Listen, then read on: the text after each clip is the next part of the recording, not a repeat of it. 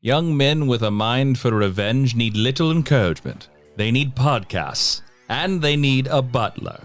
For today is the time to discuss the best Alfred Pennyworth stories. For your GHL on Alfred Pennyworth Stories is now in session.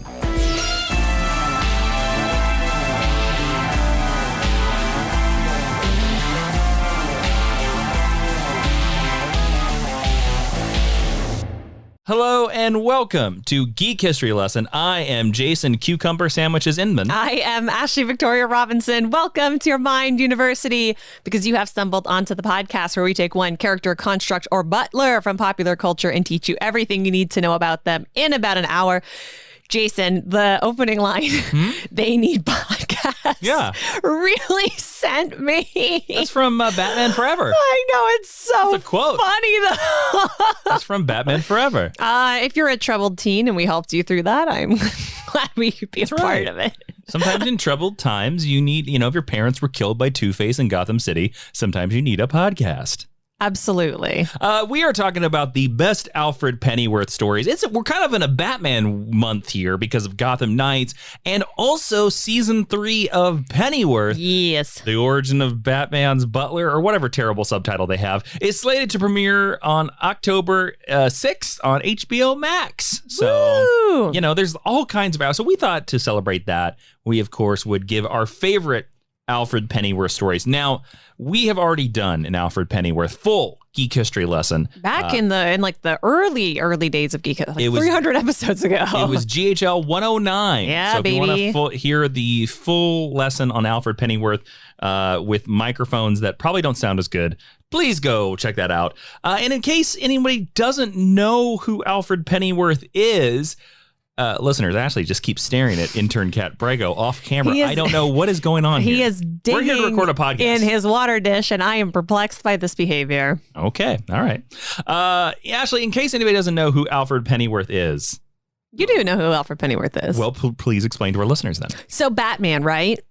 He's got a butler.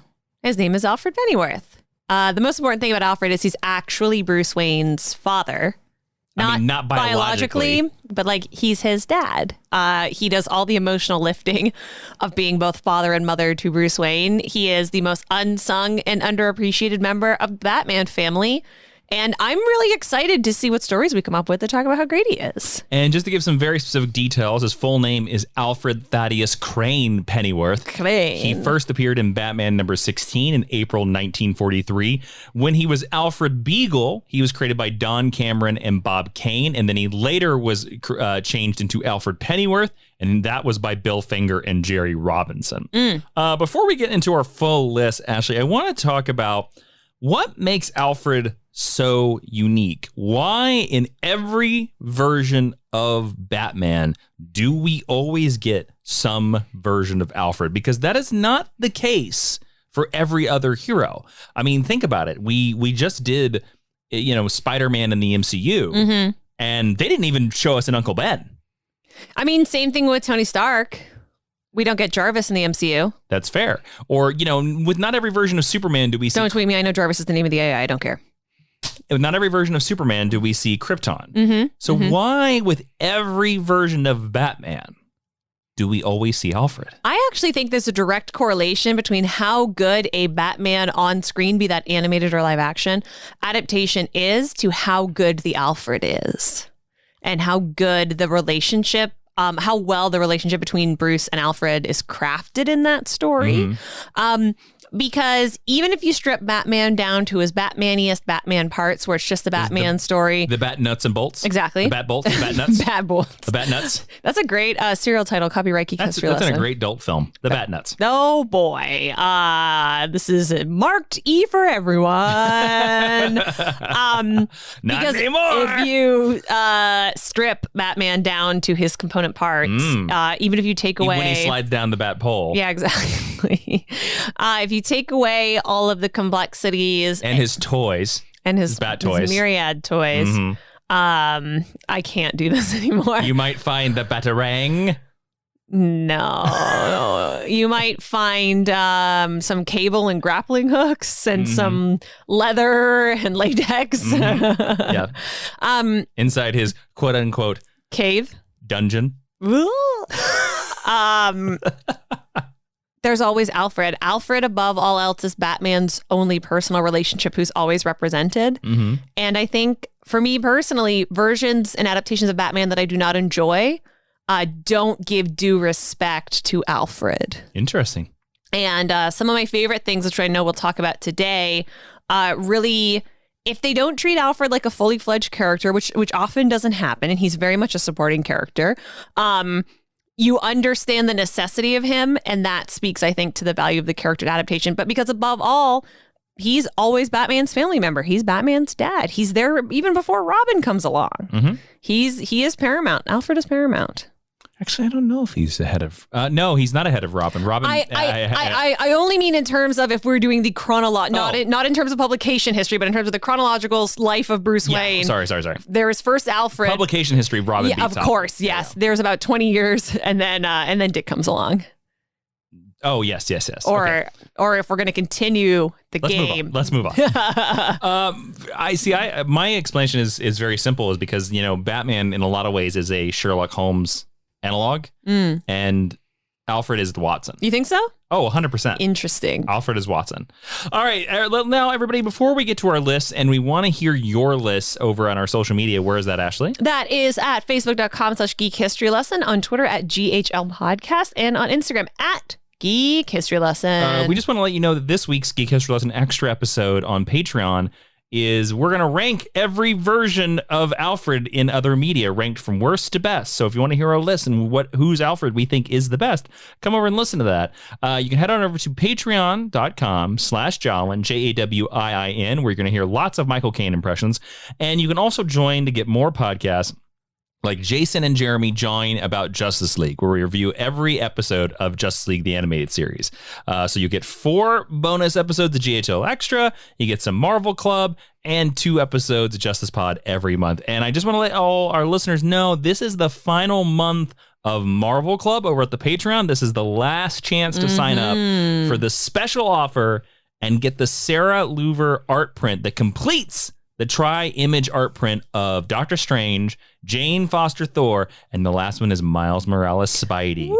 Put them side to side, it makes one big image. So if you sign up on the Patreon only in the month of October at Marvel Club, it's the only way to get that image and to complete that image. And of course, if you're a level above Marvel Club, you get that too. So it's all good. So come and check it out, all the fun at patreon.com/Jawiin. That's Jawiin. And I want to thank all the super friends that support us over there. I also want to say Jason has a really good Michael Caine impression, so you definitely want to come over and hear it. Sure.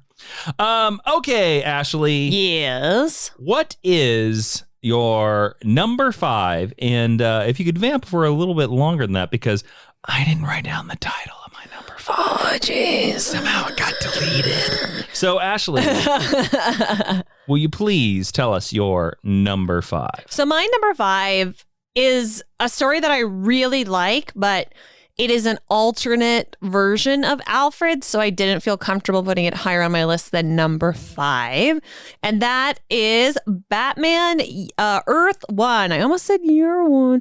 This is a second listen recent memory that you've put Batman Earth 1 on there. Yeah, I mean, Batman Earth 1 is really good. Batman Earth 1 posits that what if Alfred was not a stuffy older man, but a harder older man? What if instead of Michael Caine, we had James Bond as Batman's butler, cum... Basically Sean Connery, yeah. Adopted father figure. He is bald, he is buff, and he is hard. And I mean that probably physically and emotionally as well. He is a colleague of Bruce's parents and becomes guardian to Bruce Wayne when his parents die. And he is not the soft version. No matter how hard Batman becomes in the comics, in almost all of his origin stories, Alfred is there to be like, Master Wayne, look after your feelings. Or Master Wayne, do you really need to push yourself this hard? And this version of of Alfred is like, hey, kid, rub some dirt in it, but in a British accent. The look of this character that we see introduced here is lifted directly for Beware the Batman, which came out not long, I believe, around the same time as the second volume. Pretty close to this, yeah. And I just like the exploration of some of Alfred's retconned skills on display from Jump. So it is retconned later, and I'm sure in some stories that we're going to touch on, that Alfred is Secret Service, or that Alfred is a surgeon, or that Alfred has some kind of martial arts training. And this very much leans into this. And also, this version of Alfred also went on to directly influence Pennyworth, which is coming out right now, which is very much and the Batman. And the Batman, and a lot of other contemporary versions of Alfred. Reading the first volume when it came out in 2012, it was really cool. This was an interesting reinvention of this character. And for my mind, when I think about Alfred across comics publication history, this is one of the first times the character got a really major retcon, because even though we had crises upon crises upon crises, events upon events upon events, deaths upon deaths upon deaths, up to this point, Alfred was fairly consistent in both his appearance and his portrayal, both on panel and on screen. And I just thought this was such a fun upgrade. And obviously everybody else thought too, because this is slowly creeping over to become the defining Alfred. But it came to life in these pages. And what I also admire about Jeff Johns' writing here is this, when Jeff Johns is on, he is really on, and he does a good job at proving that this character is hard and is a badass, but there's a lot of love for Bruce here, and that is a hard thing to execute well. And for me, it explains how Bruce goes on to act as a father to his adopted children later on. So that's my number 5. Batman, Earth 1, Volume 1, but also there's only 3 volumes. There's not that much of it if you want to read it all. Jason. What is your number 5? My number 5 is from writer Alan Grant and artist Brett Blevins. It's Batman, Shadow of the Bat, Volume 1, number 31. See, Batman, Shadow of the Bat is an issue that takes place in the middle of an event that I love called 0 Hour. Yeah. Which is the actual true sequel to Crisis on Infinite Earths. I agree. Even though there are multiple other Dark Crisis, Crisis on Infinite Earths. Or Final Crisis, or Infinite Crisis, or Crisis on Crisis of Butlers. Whatever you want to call Butlers on Infinite Earths. Where's Butler Crisis? That's oh, man, I'd read it. So 0 Hour was the 10-year anniversary. And through that, it was like a lot of stuff from the Golden Age and the Silver Age of DC Comics was interacting with our quote-unquote modern age. Of course, it was around 1995. Batman and Robin, Tim Drake, of course, returned. The best Robin. They returned to the Batcave. And inside the Batcave, they see Alfred. Hey, Alfred. Yes, but his name is Alfred Beagle. He's a very bulbous man who talks kind of like this. You're not Alfred. I'm Alfred. I am Alfred, Master.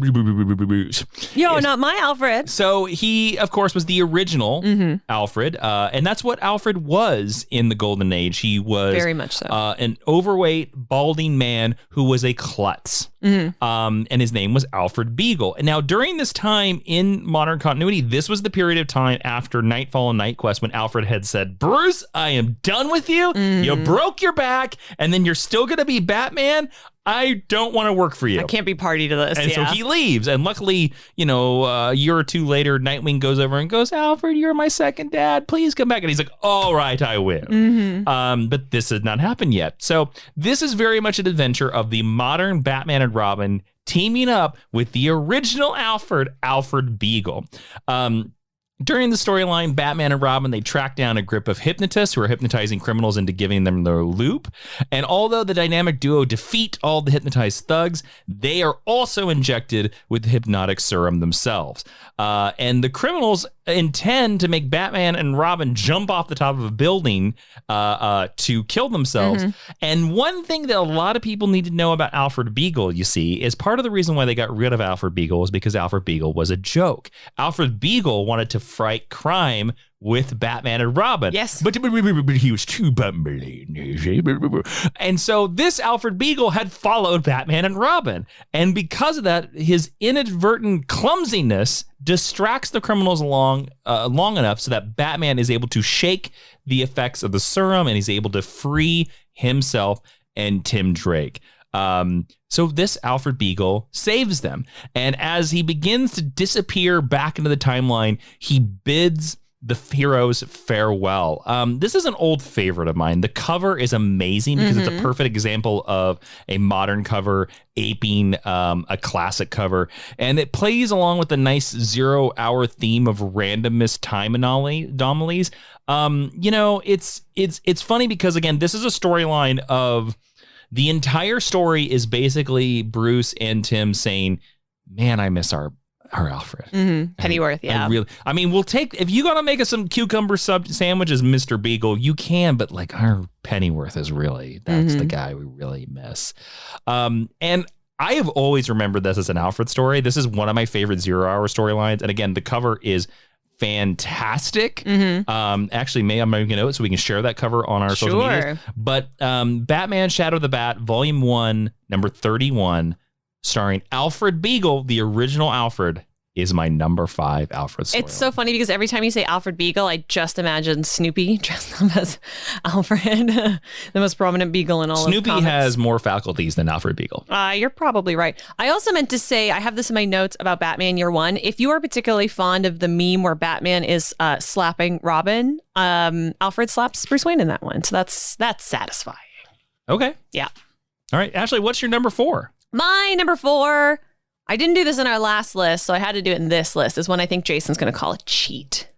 Okay, let's see. When I think of Alfred Pennyworth, I think of one very specific moment, and it is the draw you a bath gag. So I am saying Batman the Animated Series is my number 4 choice. I don't know if we can allow this, Ashley.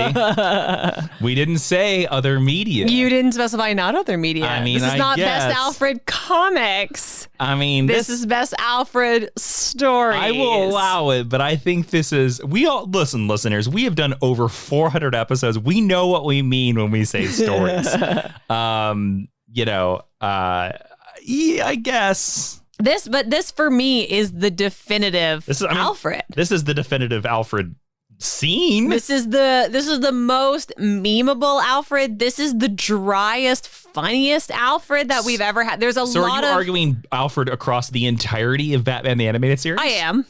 I think that's quite a stretch. Well, I'm doing it. Okay. That's not really a story. That's like Best Alfred series? Okay.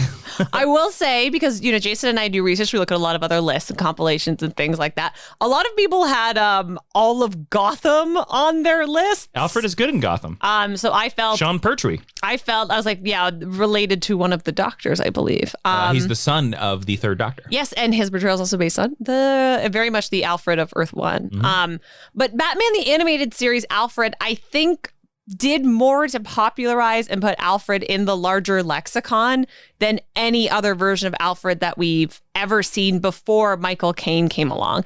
And I think this is the character for contemporary readers that instilled a lot of the humor into Alfred in the dry wit versus the more bumbling portrayals that you're talking about deriving from the Alfred Beagle version. And also, Batman the Animated Series version of Alfred never outsteps his bounds. He's never interested in going out in the field or becoming a superhero, which is always kind of something that Batman stories inevitably get around to trying to touch on. And in Batman the Animated Series, all he does is execute his job to the best of his abilities. But he won't tell you that you're a dum-dum to your face. He'll tell you behind your back. I also think this is the funniest version of Alfred that we've ever had, and it's the version that continues to contribute to meme content on the internet. And it's honestly, my friends, it's very hard to find good Alfred stories. No, it's not. Very hard to find good Alfred Disagree. stories.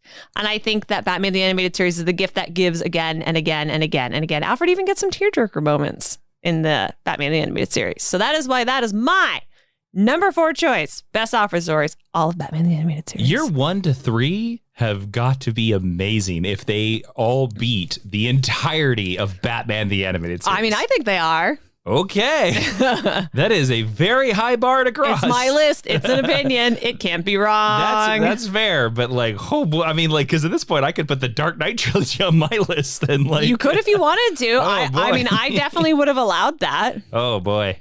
All right. What is your number 4, Jason? Well, all the rest of mine are definitely comic stories. So my number 4 is Batman I Am Gotham. Because there is a gag in a lot of Batman stories where Alfred, and this is the classic Alfred Pennyworth, the butler, where he has to go out and save Batman's life. And usually he puts on a Batman costume. Mm-hmm. Some versions have him wear basically a butler outfit with a hat, and he wears a domino mask, which, I'm not opposed to, but I kind of feel it gives away his identity anyways. But this is a story where Batman is confronting basically 2 super-powered, mentally unstable heroes. And they are trouncing Batman pretty good. So Alfred Pennyworth puts on the bat suit, or at least the cowl, over his face, and gets behind the seat of the Batmobile. He races into Gotham City, and he unleashes the full capabilities of the Batmobile against him. It's a sort of tactic that requires a lot of automotive skill, but it also proves that Alfred is a good driver because that's the main function of his job. He drives that car around. Or he drives, the car that has Bruce Wayne in. But it actually starts out with a really good way because, he basically runs this hero known as Gotham over. And, we don't really get to see Alfred in many heroic places. I think it has become a thing that has become more and more recently where you would see Alfred as a full-on hero. And I think this is a great way to do it where I think Alfred would be a hero behind the seat of the Batmobile or behind the seat of the Batplane. But I don't really buy Alfred going out and punching people in the face. I don't think he does that. I do believe the idea that Alfred was a soldier. That is my preferred Alfred. But if you go read this, it's very funny to see Alfred in a bat suit, or at least in a bat cowl, wearing a suit underneath, using the powers of the Batmobile to take down this hero Gotham. And I will say, he does actually legitimately save Bruce Wayne in this storyline. So I think it is a great Alfred moment. There's a lot of Alfred moments where it's just Alfred using a shotgun to save his young son. But this is the one, I allowed myself one of those moments in this list where, Alfred's going to dress up like a Batman and do the thing. Yeah. I will say I do have another moment in this list, or another story, where he does dress up as Batman, but it's for a more heartwarming reason than it is. Okay. This is the Alfred being a badass moment that I allowed in my list. Interesting. I don't know if I have any of those on my list. So that is it specifically happens in Batman number 5, but it's in the Batman I Am Gotham storyline by Tom King. Yeah. I like I Am Gotham as a storyline. I do too. So that is my number 4. All right, Ashley, now it is time to get to our number 3 choices of best Alfred stories. Okay, Ashley, what is your number 3 best Alfred story? My number 3 best Alfred story is a Nightwing story. Yay. I think it's my only single issue on here. And it is Nightwing number 106. If you're familiar with this cover, it's got the disco wing. It's part of Nightwing Year 1. And he's kind of jumping at the camera and he's kicking out. It has a lot to do with Dr. Leslie Tompkins in sort of the main narrative. What's fun about it is Alfred disguises himself as Two-Face, and he goes undercover and he does a lot of reconnaissance for the Bat family at the time. But what's really important is this is the costume. This is the issue where the Disco Wing costume debuts. And what's important about this is that Alfred made this costume for Dick Grayson. And it kind of sets this precedent within the Batman family that whenever Dick gets a new costume, Alfred makes it. It's been dropped a lot since the early aughts. What's been dropped a lot? This tradition of Alfred making the costumes. But that's That's okay, just because he's had a lot of costumes since then. But I really like the idea that when it is time for Nightwing to grow up, and this is a retcon, of course, that Alfred is the one who designs this costume, and he designs a lot of the future versions of the Nightwing costume. Isn't the line in the storyline something like where he was like, Nightwing's original costume has like black and blue, and you learn that Alfred is the one that put the yellow stripes in it. That's exactly it. He was like, oh, I think it's a shame it doesn't have the Robin yellow. That's right. Or something like that. And I like that. And it's one of the things, like, I'm a big fan of the 90s blue stripe costume. I think, which Alfred also makes. I think the simpler the costume, the better. I like the disco wingsuit, though. But I like the disco wingsuit, too. But I do think there is something missing in the idea that there's not a nod to the Robin in it. But I also understand that is the point of the Nightwing costume. He grows up. Is that it is Dick stepping out of that shadow. He has Batman colors now. And physically redefining himself as an adult. I just think it's so special that Alfred, and you can look at Alfred as either Dick's, like, another surrogate father or a grandfather. I kind of like to look at him as a grandfather. I'm going to say this sounds strange. I almost see Alfred as his mom. As his mom, yeah. Because, well, he's the one who's emotionally available. Yeah. It's certainly a comparison to Bruce. So this is an issue that, like, on its surface is Alfred being a badass, as Jason was talking about. Alfred going out in them streets, doing what a vigilante in Gotham does, taking up a trope that we've seen all members of the Bat family take up, where you pretend to be one of the members of the criminal gang, and then we reveal, like, halfway through that it's not actually you, and this big fighty. But this emotional moment, this to me is when Alfred is at his best, is when Alfred cracks the core of who the Batman family is. And Dick Grayson is the populist heart of the Batman family. But Alfred, I think, is actually the heart of the Batman family, because he is the one that everybody turns to when they need someone the most. He's the non-betrayer in a lot of ways. You said something when you were doing your Jason Reads comics that when Alfred cries, everyone cries, or when Alfred cries, the Bat family cries. And that has stuck with me for years and years and years and years. And I think that Nightwing 106 really illustrates that in a really, really beautiful way. It's growth for Alfred and it's growth for Dick. And Alfred doesn't get a ton of character development. Most supporting characters don't, but also because Alfred has to remain stalwart in order to serve his purpose within the larger Bat family. So, I mean, all of Nightwing Year One is gold, but this specific issue is a really, really important Alfred issue. And I just loved it so much. And so I had to include it in my list. So that's my number 3. Even though it's a retcon, it's a really, really good retcon. Jason. What is your number 3 best Alfred story? Mine is a one-shot. It is called Batman Gotham Adventures number 16 by Scott Peterson and Craig Rousseau. This is the tie-in to Batman the Animated Series, but specifically the 4th season of Batman the Animated Series, because previously DC had Batman Adventures, then they had Batman and Robin Adventures, then they had Batman Gotham Adventures, because the title sold really well. And they're all one-shot amazing stories drawn in the style of that Bruce Timm artwork. Now, the basic story of this is another Alfred being a badass story, but it's Alfred being a badass with his mind. Ooh. So the basic synopsis is Alfred Pennyworth's been kidnapped, but Batman doesn't seem that concerned. And Nightwing, Batgirl, and Robin, who are trying to find Alfred, are wondering constantly why Batman doesn't seem that bothered about Alfred being kidnapped. So this takes the trope of Alfred being captured and it puts it on its head. So basically the storyline is Alfred is kidnapped off camera at the beginning of the story by a group of others. And he gets the kidnappers to let the other people go. He's in a group. And he gets the kidnappers to let the other people go by basically being like, Mr. Wayne pretends to simply be a sophisticated playboy without a care in the world. But the reality is far, far different. His life would forever change were this secret to get out.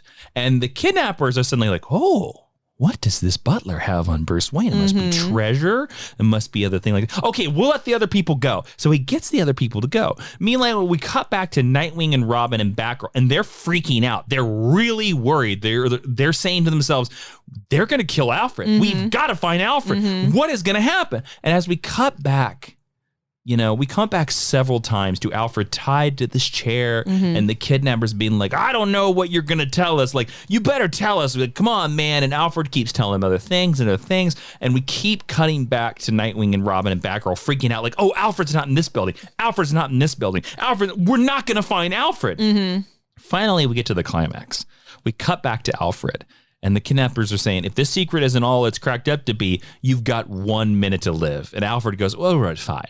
Come closer, I'll tell you the secret. And he says, the secret about Bruce Wayne is that Bruce always cries when Crocky Adventures is over. Crocky Adventures is a sitcom animated series that is within the animated version of Batman the Animated Series. And because the thief came close, Alfred is able to punch the guy and knock him out because Alfred was stalling time so they could pick his cuffs. So Nightwing, Batgirl, and Robin crash in the window. And when they do, the thieves are all cuffed to the chairs and Alfred is sitting there at the table playing solitaire. And Batman finally shows up. And Alfred says, I've already been such a nuisance, sir. I apologize. And Batman says, not to me, but perhaps to your rescuers, although I doubt they had to do much. Not if you handled this the last way you did, the last 27 times you've been kidnapped. Only 27 times? Yep. And Alfred simply walks out and goes, Bruce Wayne's butler must always be ready for anything, sir. My saviors were actually quite helpful. It is not their fault that my kidnappers were once again stupendously incompetent. So I love this idea that, of course, Alfred gets kidnapped in Batman comic books all the time. But I love the idea that the kids of the Bat family, as we talked about last week, were so worried about their dad. And Batman is like, no, Alfred, I'm not worried about him at all. We can handle other crime in the city. That's why I think this is easily, and it's a one shot. It's brilliant. In one issue, in 22 pages, we learn everything we need to learn about Alfred. And not only is it a great Alfred story, not only does it tell you everything about the character, but it's so enjoyable by taking a trope that we assume and twisting on its head. So that's why Batman Gotham Adventures number 16. By the way, Batman Gotham Adventures number 16 was published. There is an Alfred collection. There's like a best Alfred stories. Batman Gotham Adventures number 16 is in that collection. There you go. So there you go. That is my number 3. Ashley, what's your number 2? Is it better than the entirety of Batman the Animated Series? My number 2 is actually something that was also on my list last week. Dun, dun, dun. Well, okay. And that, I don't remember any specific Alfred stories. That's okay. Am I going to pull another red alert on you? No, I don't think so. All right. Something that I think Alfred is very good at, but he's not given a ton of credit for, is his ability to foster talent. Alfred often, like, for example, when Tim Drake comes onto the scene and breaks into Bruce Wayne's house and demands to be made Robin, Alfred is often the one who believes in a lot of the characters who become Bat family characters and sees their potential before Bruce does, or before Bruce is willing to admit that. And Dick to a lesser extent, depending on how old at the time DC editorial has decided that he's going to be. So that's why I think Alfred has a really shining moment in We Are Robin, because we have, I think at one point, 7 characters led by Duke Thomas who are all taking up the mantle of Robin and the Batman family, and they are not doing a good job. And I believe during this time, Bruce Wayne is thought to be dead at this time as well. He is thought to be dead, yes. And as a result, Dick and Jason and Tim and Damian are not at all warm at what these characters are doing, because they think it's too dangerous, which is like hilarious because they're like the same age as Tim at the time. Granted, Duke, Dax, and Dre, Rico, Isabella et al. Like have a lot less training. They have no guidance. And Alfred really quickly understands that all they need is a little push in the right direction, and they can be just as valuable, just as skilled, and just as useful to the, like, I guess the organization, if you want to take that macrocosmic view, or the Bat family, as anybody else. He's the first and only character who believes in them until the events of Robin War kind of like force, because the Court of Owls step in, force the rest of the boys and girls to embrace Duke and his troop. And like I said, in last week's episode, it's played as a mystery. It's not really a mystery that it's Alfred who's the one who is really supplying them with sort of the basic information that they need to get started. But for Alfred to go against Bruce, or for Alfred to go against Dick, it says a lot about him because he doesn't do that very often. Alfred is the character who, if he is insulted or if he is questioned or if he's pushed aside, he will demur in that sort of English way. He will cast his gaze downward. He'll leave the room. He'll leave a trite comment if this is Batman the Animated Series, and he'll move on from there. And in We Are Robin, he is taking actionable steps to make sure that more of Gotham is able to look after itself than just the people who happen to live under his roof. And I really admire this because on the surface, it's an act of defiance and it's an act of convenience because we have to in some way make sure that all of these characters don't die. And we have to tell the audience that they are good enough to at least deserve the basic respect of the rest of the Bat family. But Alfred legitimizes them in this really, really real way. And he keeps a whole bunch of them from dying. And then ultimately, he's the one directly responsible for ushering Duke into the Bat family. And if we're still going by that Scott Snyder issue, he is embracing the future Robin before anybody else in the whole Bat family is willing to. And I think that says a lot about his instincts, which obviously have been honed for a long time since Bruce Wayne came into his life. So We Are Robin, once again, making it onto my list as, I think, an all-time great Alfred story, even though he's not on panel, I think, until the 3rd or 4th issue. But his presence is very much felt throughout. Mm-hmm.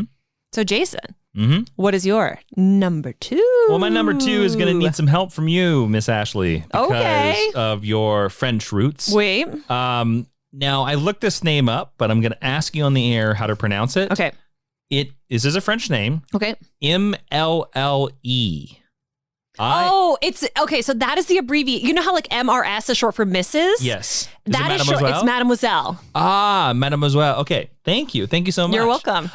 So my number 2 is Detective Comics number 501 and 502. Who Shot Mademoiselle Marie? Yes. I thought it was a name. I thought it was her first name. So there you go. I think that is a perfectly reasonable jump to have made. Okay. It's written by Jerry Conway, penciled by Don Newton, inked by Dan Atkins, and so on. This is a 2-part storyline. This is also the very famous storyline to introduce Julia Pennyworth. I like Julia Pennyworth. Now, this all starts where Bruce Wayne notices that Alfred Pennyworth has gotten some letters from France. He's pretty upset. And he doesn't pay much attention to it until he comes home from his daily patrol and finds that Alfred is gone. Batman reads the contents of the letter and learns that Alfred has been summoned to Paris to solve a murder mystery, basically the murder of Mademoiselle Marie. So eventually, in the course of the story, this lady named Julia Remarque and her friends have captured Batman, and they've tied up Batman because, of course, this is the Bronze Age, and they are there because they're saying Alfred Pennyworth murdered Marie. We know he did it. And the people listen to the testimony of Julia. This is very much a kangaroo court as well, because Marie disappeared. And the girl, Julia, claims that Marie was shot by an unknown person and that afterwards she remained in a catatonic state until her death, muttering the name over and over and over, Alfred. Alfred. Now, Marie eventually, of course, before that gave birth and whatever, and the baby was named Julia and was given to Jacques Remarque, a friend of Marie, and he looked over as Julia was his own daughter. Now, of course, during the course of this storyline, I don't want to tell you all the elements of it, Batman solves the murder and eventually finds that Alfred is innocent. But the mystery is that Julia keeps saying to herself, why did my mother keep calling for Alfred? Why? And in the final, and this is to me is why it comes into the number 2 spot, because there's a scene where Alfred is talking to Jacques, and he says, "I'm fine to help you. I'm fine to keep giving you money, on the condition that Julia must never know who I am and what my relationship to Marie is." How can I ever tell Julia, because I don't want to disrupt her life. How can I tell her how much I've loved her from afar? And Jacques says, perhaps you're right, my friend. Someday I hope you will never change your mind. Why is he Italian? I don't know. And the caption box by the amazing Jerry Conway has all these silent images, and it says, Alfred Pennyworth smiles wistfully and gently shakes his head. Watching Jacques remark, return to Julia's side, Alfred brushes a hand across a cheek, suddenly wet. But it's only the rain that missed his eyes, he tells himself. Only the rain. As he gets on the plane. And it ends with a shot of Julia looking back at Alfred, of wondering, who is this man? I know that Mademoiselle Marie is meant when she's dying to be like, Alfred. It's because she loves him. I know, but can you imagine if she was just like, Alfred?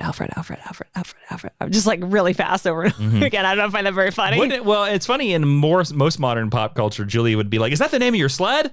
Anyways. LOL. But this is very much a story of its time. And also, I think it's very much, I'm going to say, a more intelligent way to tell this story, because it doesn't flat out and tell you that Alfred is her father.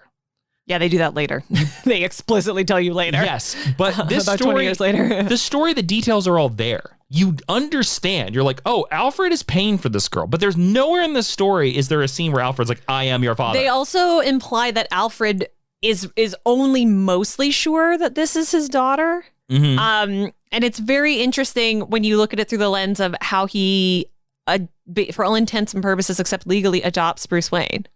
Like, he displaces a lot of his fatherly emotions onto Bruce and the rest of the Bat kids. But that, it's a beautiful, like, this is to me, and also it's something that like would only happen in the 70s and 80s. And again, I just think the storytelling is better than now, is the idea of like, we know that Alfred has a daughter out there, but we're not going to introduce her into the Bat family. Well, we will in about 20 years. to upset the apple cart. She's out there, and that's all we need to know. I just think a lot of modern franchises could learn from this example, because it's a way to have your cake and eat it too, without like completely destroying what makes the character great. And I'm not saying that Alfred being a biological father destroys the character. I'm just saying I think it's a more subtle and more entertaining and more eloquent way to tell this story by leaving it up to the reader. The line of, again, they're not even telling us that he's crying. They're telling us that it's the rain. It's only the rain. Yeah, well, it's also because in the 70s and 80s, men couldn't have emotions. Well, but it's, to me, it's a beautiful bit of writing. It's eloquent. It's so eloquent and it's so beautiful. And that is why it is my number 2. All right, now, Ashley, it is time to get to our number 1 choice of the best Alfred stories. Okay, Ashley. We are here, the number 1 best Alfred Pennyworth stories. And no, you cannot say all 3 seasons of Pennyworth. I was going to say all 3 seasons of Pennyworth. It's the easy choice, but he can't say it. First of all, before I tell you what it is, I want to drag DC Comics a little bit for this. Y'all need to fix your SEO, because I had to ask Jason what this was called because I couldn't remember the title. What's this? And I couldn't remember the title of this book. I haven't read it in 8 years, probably. You mean 7 your number years. 1 choice? My number 1 choice. Thank you. I couldn't Google it from events in the plot. So you need to like get much better at making your Alfred plots Googleable. Ashley, I'm going to say I don't know if this story, I know what your number 1 is. Yep. I don't know if this story has been reprinted in anything recently. It is available digitally. Okay. But I also think You better tell the listeners. We're talking, they need to know what we're talking about. I also will say, the reason that I said earlier that it was hard to come up with this list is because very little of the descriptions of these issues have the name Alfred in them. You have to know the subplots. And not enough people are writing best Alfred stories. So like, come on, comics journalists, like get on it. My number 1 is Nightwing: Alfred's Return, which, like my number 1 choice last week, is a book that Jason recommended that I read. Yeah, it's about the first time that Alfred left. It is. Because he's left Batman about 5 or 6 times now since then. You know what, though? I mean, but this was the first time that he did it. If our Batman is 47, 48, then that means that Alfred has been with him for about 40 years. Well, Alfred has to be at least 65. The man could use a GD vacation. Alfred should retire. Yes. So he goes to the Bahamas, which is Trey James Bond of him. Oh, yes. To take a vacation. Then he goes on an Antarctic cruise, which is very a man over 65. Very Wyatt Earp thing of him to do. Wyatt Earp goes on an Antarctic cruise. He goes to Alaska. in his retirement years. That is literally the opposite of the Antarctic. It's icy place on a boat. Miss Lady who selected Batman the Animated Series, the entirety. Number 4. As your number 4. I should have just made it the meme of him being like, I'll draw you a bob. Oh, my just to Lord. watch your head explode. I would have canceled the podcast immediately. It. This also, like your number 2, is a very romantic, wistful portrayal of Alfred because the story opens on Alfred waiting outside of a theater in London with some flowers for his ex-fiancée, not Mademoiselle Marie, but Joanna. Mm-hmm. And this is where you learn for the first time that Alfred used to be an actor. Yeah. Which is... in the Royal Shakespeare Company. Yes. Which is a big deal. Which is on the one hand, just such a tropey thing to do to make the Brit a Shakespeare actor. Like, really? Like, use a little bit more imagination. I completely disagree with you. 100%. However, on the other hand, it's a really interesting and smart choice because it means that Alfred... this is why he is good at stealth and impersonations and a lot of the skills that we have seen him execute very subtly as, I mean, Batman's butler, yes, but as Batman's entire support system. This, aside from his service in the like marginally secret service of the UK government, explains where a lot of these skills come from. There's a specific moment in the story where he lets you know that he learned how to sew and stitch. And when you think about all the times he's redesigned Nightwing's costume, all the times he's repaired the Bat costume, all the times he's sewn stitches, and obviously he has some medical training from his time as a spy, little details like that, it reveals it goes from being the really obvious lazy American choice to a really smart, subtle choice, and it reveals a little bit more of Alfred's romantic nature. And I mean romantic not only in his longing for Joanna and his question of like, is he the father of Joanna's son Derek, but his romantic nature in the sense that like he's willing to support vigilantes and superheroes. He's willing to take in orphans off the street. Everything that you love about Alfred is fostered and brought to light and explored in a really interesting way in Alfred's Return. Blow for blow, this is one of the first time he gets anything like character development up to this point in his history. Like, it starts with the series that Jason was just talking about in the 80s. This is a story in the early 90s. This was when we started to let Alfred be a real person for the first time, which directly bleeds into what I love about him in Batman the Animated Series, because obviously that was influenced by making him deeper and more interesting. This story really explores his relationship with Dick Grayson, because Nightwing comes from America to find him in London and to beg him to come back. Yeah. And again, this story takes place during the time period from my number 5, the 0 Hour. Yes, exactly. Yeah. There's a lot of great stories about how Batman needs a Robin. Tim Drake has a lot of great monologues about that as he's becoming Robin for the first time. This is a great thesis on why Batman needs an Alfred and why the entire Batman family needs Alfred. It is confirmed that Derek is not his son, just if anyone wasn't familiar with that. It's a trick. Which makes the story good. He's sort of led to believe, and he is absolutely willing to like look after this little boy. He's very sad to learn that that's not the case, but it's also a great mirror storyline to him realizing that Dick Grayson, this young man who followed him across the world, is one of his real children and is the person that he needs to go back to. So he goes back to Bruce and Dick, his sons, and there's a great quote: "Men whose emotions serve their reasons," is a quote that he uses to describe Bruce and Dick, but that's also who Alfred is too. So for me, like I said, I read the story 7 or 8 years ago. I've never read a better Alfred story. This is my favorite, like hands down, best Alfred story ever penned. I think it might be collected in the Nightwing Volume 1 trades. It is. There is an old collection of this, but these have been available digitally as well for a long, long time. So again, thank you, Jason, for putting this in my hands. So now I got to ask, what's your number 1? My number 1 is the most recent story on my list. It is Batman Annual number 3 by Tom Taylor and Otto Schmidt. Oh, that's a good one. So if you don't know this issue, it begins with another recounting of the Wayne murders, but from Alfred's point of view. And it's about him coming to pick up Bruce Wayne at the scene of the crime. And then we cut to another night and get another call, but this time it's from Batman, leading to the idea that like Alfred's life is basically that he gets kind of these terrible calls all the time. Now, it's called Father's Day, is the storyline. So there's a bit of a spoiler to the ending, but I'm going to tell you anyways. This is basically a love letter to the relationship between Batman and Alfred. It's pretty simple story. It's about Batman leaping from one crisis to the next. There's a new villain, and, you know, it follows Alfred's life of, like, he gets up, he gets dressed, he descends into the Batcave waiting for Batman to come in from the night. And it's Alfred being steady and calm and reliable as Bruce is basically driven mad by the crises of every single night. Now, the villain is pretty forgettable in this issue. He's just a villain that is orchestrating chaos, and he's just causing a lot of problems for Batman. Basically, Batman is not sleeping because he's trying to hunt down this guy, and Alfred can foresee that an ultimate crash and burn is going to happen. So Batman, of course, has to leave at 3 a.m. At one point, goes out to face this nameless villain that does not need to be remembered. And because of it, he's able to defeat the villain, but Batman gets pretty injured. This is sort of similar to a scene we've seen in Batman Begins and a lot of things like that. So it leads to a scene where basically Alfred has to go out and rescue Bruce. And this is what I was leading to earlier.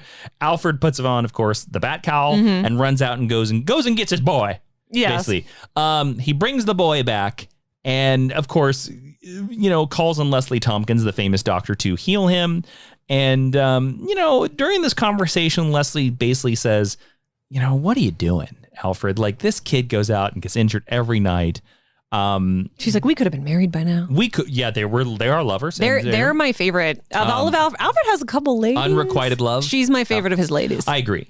And Alfred has a very, and this is, I think, this is the reason why this most recent story popped at the top of my list. Tom Taylor, great writer, by the way. Yeah. Has a really great way of sort of getting to the heart of characters that have been published for 80 years. And he has this conversation between Leslie and Alfred. And Alfred says, you know, every time I walk through Gotham, I see people with family, with friends and lives. And he's like, I know those people wouldn't be around without Batman. And he goes, I'm just happy to jump when he calls. He goes, every time I pick up the phone and I hear his voice, it's a relief. That's a great line. And so it falls immediately to this next scene where Leslie comes in and, of course, talks to Bruce alone. And Leslie's basically like, you need to give him a day off. Yeah. He's tired. Yeah. And he's like 65. And he's ancient. He's like AARP old. And the story ends where Alfred falls asleep. And then Alfred awakes. And he's like, oh, no, I've slept the entire day. Oh, no. And Bruce comes in and goes, don't worry about it. I came in and I took your alarm clock. And Bruce is like, and Alfred says, how did you do? Oh, of course, you're a ninja. That's how you did it. And Bruce goes, I wanted you to have the day off. I didn't want you to worry about today. And Alfred goes, really? What's so special about today? And Bruce looks at him and just smiles and goes, get some rest, Alfred. And that's the end of the story. And of course, the story is called Father's Day. And the day, of course, is Father's Day. This is a story to me that if it doesn't tug at your heartstrings, you don't have a pulse. One of my favorite Batman family tropes is somebody falling asleep and like the other person being like, oh, you rest, you worked really hard. Yeah. Stealing the alarm. Yeah. But this to me is, you know, for lack of a better, we've talked about a couple of times about how some of these Alfred stories is about Alfred just being like, I'm out. I am done with you, Bruce. And which is also a very Dick Grayson thing to do. It's nice to have a story that explains why Alfred stays. Yeah, and that Bruce loves him. Yeah. So that is Father's Day. Batman Annual number 3 is my number 1. Wow. Alfred Pennyworth story. All right, so let's get to the recommended reading. That's where if you go over to geekhousesforlesson.com/recommended reading, you can find a lot of our choices, and you can click on them and get a little widget, take you over to Comixology or Amazon. You can buy a copy of each of these stories. But After that, let's talk about the honor roll. What is that, Ashley? That is where if you go over to Apple Podcasts and you give us 5 stars, we'll read whatever you write. And let me tell you, we picked one that makes absolutely no sense this week just to prove it. And if you are a nice international listener, please take a screenshot and email it to geekhistorylesson@gmail.com because 1, we can't see your Apple Podcasts, and 2, we want to know where you're from. So please also let us know where you're from. So we have 2 nice people joining the honor roll today. And who are they? Thank you for asking. The first is Dainero365, who says, hello, great podcast with 4 exclamation points. And says, I used to think I could not go on and life was nothing but an awful song. I think this might supposed to be a song. But now I know the meaning of true love.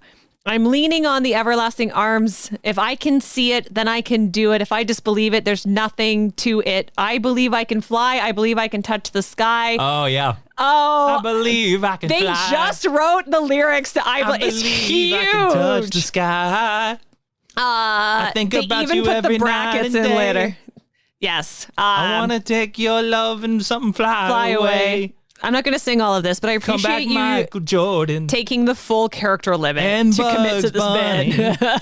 We're going to play basketball against aliens. I don't know if I've ever seen these words all right now. Bill Murray's going to have some fun. I believe I can fly. Bill Murray's in that movie. So is Wayne Knight. Oh, I knew Wayne Knight was in that movie. So is Bill Murray's older brother. Like Steve Murray or something? He's got a name like that, yeah. You know that actor. So thank you, Dainero365, for committing to this bit. They are also joined today by 8-Ball Cool, who says, episode 180, 2254, it would be like communist Germany. What does that mean?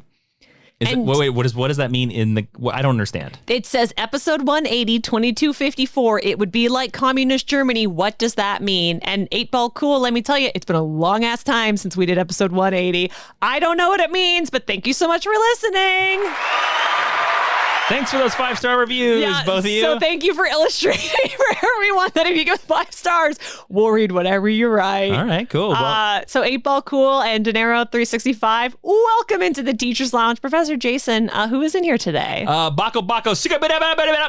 Hey, I wanted to make as much sense as their reviews. And what do they teach?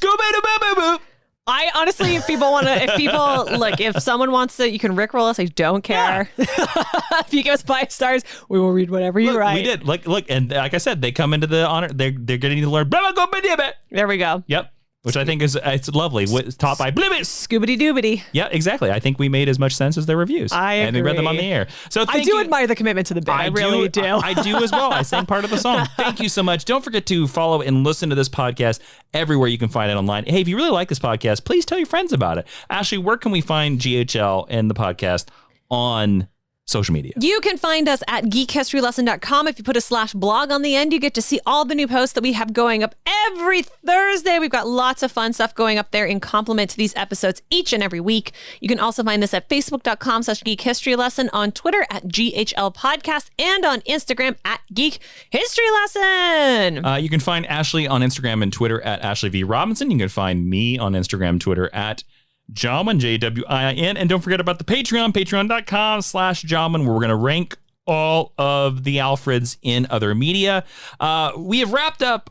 Now we're hashtag stick around. We've wrapped up our stick around contest. We're not looking for any more entries, but we have another entry here from Nate Olson, who submitted this sound effect for hashtag stick around. It peaks a little bit, so if it's a little bit too loud, I apologize, everybody. Class, settle down.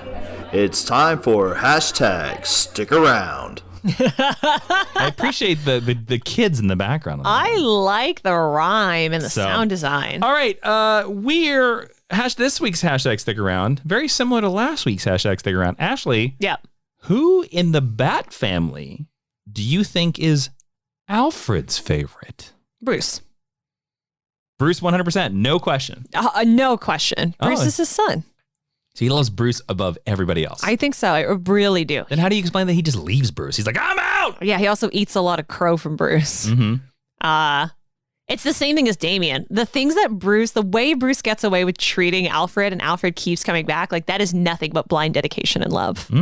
100%. What are you going to say, Dick Grayson again? No, I think it's Barbara. Barbara. Barbara. Why did you say Barbara? Because I think Barbara's the most outside of the family. Uh-huh. So he's willing to like, I think every I bet they have a book club. I also think that yes, they have a book club, of course. And I think, because Barbara's a librarian, when you look at Barbara in other future histories, she always leaves being Batgirl and she goes on and she either becomes she moves on with her life. She becomes the police commissioner. She becomes the mayor. Yep. And I think Alfred admires that. Because I think that's exactly what Alfred wants Bruce to do. And he knows that Bruce will never move on from being Batman. Interesting. You know, like let's be honest with you. Bruce Wayne should be like mayor of Gotham City. Yeah. Or he should be like the Elon Musk of Gotham City, the Bill Gates but not of Elon evil. Musk. Yeah. Yes, but I should have picked a better example, but you understand what I mean. Yes. Instead of being Batman. That's what Alfred wants. Yep. That's the whole arc of Dark Knight Rises is about. Yep. And I think he admires, like, Barbara's like, oh, hey, I went to grad school. And I think she's like, oh, that's so lovely. Bruce, have you thought about, you never really finished college. I don't know. Does Bruce even have a degree? Technically he does, but degree is not a marker of intelligence by any matter. Yes, it depends on what version of continuity. Yeah. In most versions, he leaves college. Because definitely in my chronological timeline, he did not even go to college. Yes, but obviously highly educated, very smart. In most versions, I know the way it's kind of portrayed is that he kind of went into criminology, but he thought it was like dumb, and so he didn't complete it. Yeah. Or he's like, that's not justice. Yeah. Justice is punching poor people in the face in an alleyway. Yeah. So that's the way he did it. Okay. But Bruce should have a law degree. I agree. But he doesn't. Dick has a degree. Yes, he does. I don't know what it's in. I think it's in criminology. It's got to be, because if he became a police officer, you would think that, well, I mean, you don't need a degree to be a police officer either. But I mean, Dick did go to Gotham State. So did Dick Grayson get a college degree? I'm pretty certain he did. What did Dick study in college? All right, Reddit, tell me. All right, Reddit, let's hear. Apparently it's either criminal justice. Makes sense. Or law, depending on the continuity. Yeah. I'm going to say not law, because I don't think he went to school for long enough. So I'll say criminal justice. Probably criminal justice. Yeah, that makes sense. He just has a 4-year degree. Yeah. Barbara has a master's because she's a librarian. Yeah. If she's a head librarian, she has a PhD. Yeah, I don't know if she's a head librarian or not. I don't know if she's old enough to be the head librarian. I don't know if you have to be old enough to be. You mean because she's like 19 sometimes or 21 in continuity? I mean, she's like in her mid-20s now. Like whatever. 20, she's fully 26? Probably like 36 in my head canon. Mine too. Well, she's a lady. In our Batman timelines, we also said that Barbara was older than Dick, which I agree. No, I agree. So my Dick is like 34 usually. So I think Dick is like 30, 31. So Barbara, I think, has to be like 2 years older than him. All right, well, cool. Yeah, I think it's Barbara. I think he admires Barbara. Interesting. And I think Barbara's path is the one that he wishes Bruce would take. I think that's probably true. But I do think he loves Bruce. But if you were to ask me which of the like immediate Wayne family, yeah, it's definitely Dick. Yeah, they watch soap operas together.